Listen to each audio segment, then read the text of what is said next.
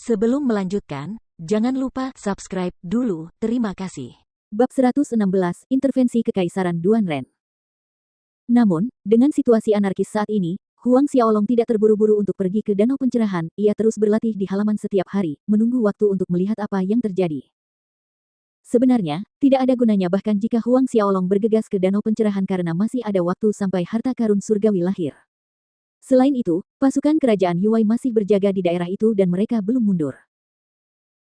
Hal yang paling penting adalah bahwa harta karun surgawi bukanlah sesuatu yang bisa ditaklukkan oleh siapapun, seperti halnya pagoda harta karun Linglong, salah satu dari 10 harta karun surgawi teratas memerlukan orang dengan bakat roh bela diri tingkat 13 dan di atasnya untuk mengendalikannya. Oleh karena itu, 5 hari pun datang dan berlalu begitu saja. Pada hari kelima, ketika Huang Xiaolong sedang berlatih di halaman, Fei Hao datang dan melapor kepadanya, "Yang mulia, bawahan ini telah mengetahui bahwa Sekte Pedang Besar Kerajaan Baolong ada di sini." Sekte Pedang Besar. Sebuah kilatan tajam terpancar di mata Huang Xiaolong. "Siapa?" Fei Hao menjawab dengan hormat, "Yu Chen dan Lin Ziren ada di sini. Mereka membawa sejumlah tetua dan murid Sekte Pedang Besar. Sekte Pedang Besar sebelumnya minus guru pemimpin Sekte Liu Wei, Yu Chen." Setelah Liu Wei dibunuh di Huang Klan Manor oleh Marsal Hao Tian, junior broternya, Lin Ziren, mengambil alih posisi pemimpin sekte. Tanpa diduga, mereka berdua datang ke sini. Selain Sekte Pedang Besar, Patriark Keluarga Bela Diri Ning Kerajaan Baolong, Ning Wang, juga ada di sini secara langsung. Fei Hao kemudian menambahkan, "Oh, Patriark Keluarga Marsial Ning, Ning Wang juga datang." Huang Xiaolong menatap Fei Hao. "Ya, Sekte Pedang Berjubah Ungu dari Kerajaan Laut Awan dan pemimpin sekte mereka juga membawa banyak orang ke sini." Fei Hao mengangguk, termasuk Paviliun Awan Jernih dari Kerajaan Laut Awan. Fei Hao melaporkan satu persatu pasukan dan kekuatan mereka yang telah bergegas ke Kerajaan Yuwei selama beberapa hari terakhir kepada Huang Xiaolong. Sekte Pedang Berjubah Ungu, sekte nomor 1 di Kerajaan Laut Awan. Paviliun Awan Jernih merupakan kekuatan dagang terbesar di Kerajaan Laut Awan, dan pengaruhnya meliputi seluruh Kerajaan Laut Awan. Mereka bahkan membuka banyak cabang Paviliun Awan Jernih di kerajaan-kerajaan tetangga. Sepertinya banyak sekali orang yang datang. Ketika Fei Hao selesai melapor, senyum tipis tersungging di wajah Huang Xiaolong. Suasana di sekitar danau pencerahan akan lebih ramai dalam beberapa hari mendatang. Meskipun ada banyak pasukan kuat yang datang, Huang Xiaolong senang alih-alih khawatir, seperti yang dia katakan sebelumnya, semakin banyak pasukan semakin baik, semakin kacau semakin baik. Ketika Fei Hao sedang mengabarkan kepada Huang Xiaolong tentang pergerakan terakhir di danau pencerahan, Raja Kerajaan Yuwei, Fan Ze, juga tengah mendengarkan laporan dari Kepala Marsekal Angkatan Darat yang bertanggung jawab menjaga danau pencerahan, dan kerutan di alisnya pun semakin dalam. "Yang mulia, semakin banyak pasukan yang tiba di danau pencerahan, Sekte Pedang Besar Kerajaan Baolong, Keluarga Ning Bela Diri, Lembah Sembilan Phoenix, dan Sekte Pedang Berjubah Ungu Kerajaan Laut Awan. Bahkan Paviliun Awan Cerah telah mengirim seseorang ke sini. Terlebih lagi, baru saja Kepala Marsekal dari pasukan yang menjaga danau pencerahan bernama Chen Tong mulai ragu-ragu menyelesaikan laporannya." "Bicaralah. Apa yang baru saja terjadi?" Fan Ze bertanya dengan suara serius. "Baru saja, Kerajaan Baolong, Kerajaan Laut Awan, Kerajaan Empat Musim, Kerajaan Gajah Besar, sejumlah utusan kerajaan ini bersekutu bersama dan datang kepada kita dengan mengatakan bahwa jika kita tidak menarik pasukan yang ditempatkan di sekitar danau pencerahan, maka 7 kerajaan akan bergandengan tangan dan menyerang kerajaan Yuwei kita." Kepala Marsekal Chen Tong melaporkan dengan jujur. "Apa beraninya mereka? Kerajaan-kerajaan kecil ini, jika aku tidak menunjukkan warna kepada mereka, mereka akan berani membalikkan langit." Pangeran Fan Yize, yang duduk di singgasana pangeran, sangat marah ketika mendengar ini. Biasanya, kerajaan-kerajaan kecil ini selalu bersikap hormat di hadapan kerajaan Yuwei, apalagi kentut, mereka bahkan tidak berani bernapas sedikit lebih keras. Sekarang, mereka benar-benar berani bersatu melawan kerajaan Yuwei. Mendengar hal itu, cahaya tajam bersinar di mata Raja Fan Ze dari kerajaan Yuwei, memancarkan aura keagungan tak kasat mata dari seorang raja. Hal itu menyebabkan Kepala Marsekal Chen Tong menundukkan kepalanya dan butiran-butiran keringat muncul di dahinya. "Terus suruh Angkatan Darat menjaga danau pencerahan, namun, mundur dan jaga satu arah dan cabut larangan militer. Jaga satu sisi, dan cabut larangan militer." Kepala Marsekal Chen Tong terperangah. Meskipun pasukan tidak ditarik, mencabut larangan militer sama saja dengan membiarkan berbagai pasukan datang dan pergi di danau pencerahan sesuka hati. Ini adalah kompromi terhadap 7 kerajaan kecil yang menyamar. "Ayah kerajaan, kita tidak bisa mencabut larangan militer." Pangeran Fan Yize menolak dengan cemas, harta karun yang lahir di danau pencerahan kali ini kemungkinan besar adalah. "Cukup, jangan bicara lagi.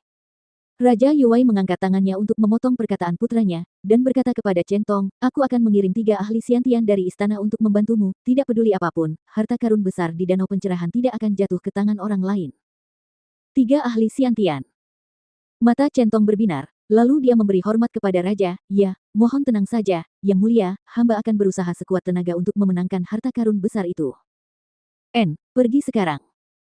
Tidak lama setelah itu, para prajurit di sekitar Danau Pencerahan mundur ke satu arah dan berita tentang pencabutan larangan militer menyebar dengan cepat. Fei Hao segera menyampaikan berita ini kepada Huang Xiaolong begitu dia menerimanya.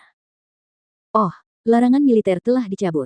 Huang Xiaolong sangat senang dengan pesan ini.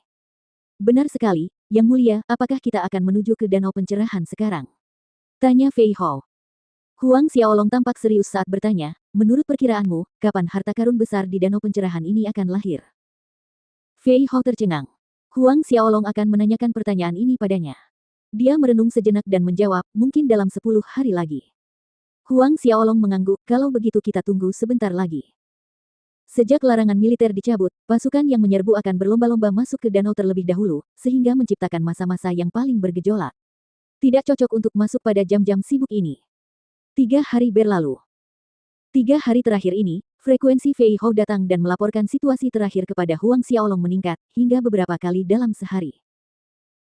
Dengan masuknya banyak prajurit ke Danau Pencerahan, bentrokan kepentingan menjadi lebih umum, dan pertempuran menjadi lebih brutal dan intens dibandingkan dengan periode ketika larangan militer diberlakukan. Situasi saat ini dapat digambarkan sebagai sungai darah.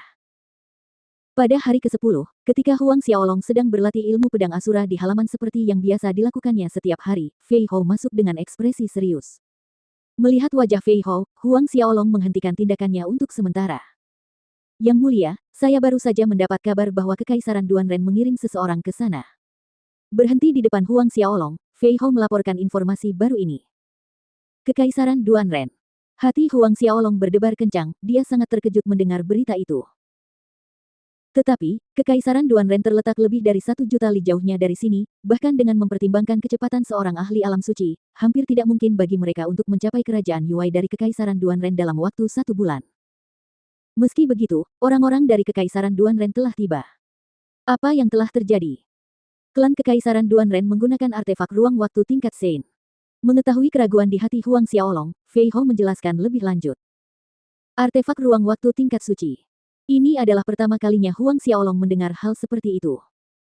Fei Hao mengangguk tanda setuju, ya, artefak ruang waktu ini adalah alat terbang yang dibuat oleh para ahli alam Sein. Alat ini dapat terbang melalui ruang angkasa dan dengan kecepatan tinggi juga. Namun, di seluruh Kekaisaran Duanren, hanya klan Kekaisaran yang memilikinya. Huang Xiaolong mengerutkan kening erat. Dia tidak menyangka klan Kekaisaran Duanren akan memiliki artefak ruang waktu seperti ini, dengan campur tangan Kekaisaran Duanren dalam masalah ini, segalanya menjadi lebih rumit. Apakah ada ahli alam Sein di antara mereka? Tanya Huang Xiaolong. Fei Hao menggelengkan kepalanya, aku masih belum bisa memastikan apakah ada ahli alam suci saat ini, tapi sudah dipastikan bahwa pangeran kedua Kekaisaran Duanren ada di sini, Duan Wuhen.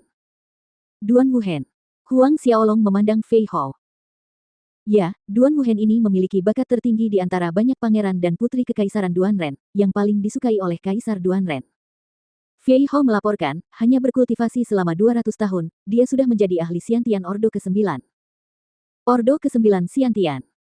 Meskipun Ordo Xiantian ke-9 bukanlah alam suci, namun keberadaannya sangat dekat dengan alam suci yang mengerikan. Lalu, apakah kamu tahu apa semangat bela diri Duan Wuhen ini? Huang Xiaolong mengajukan pertanyaan lain.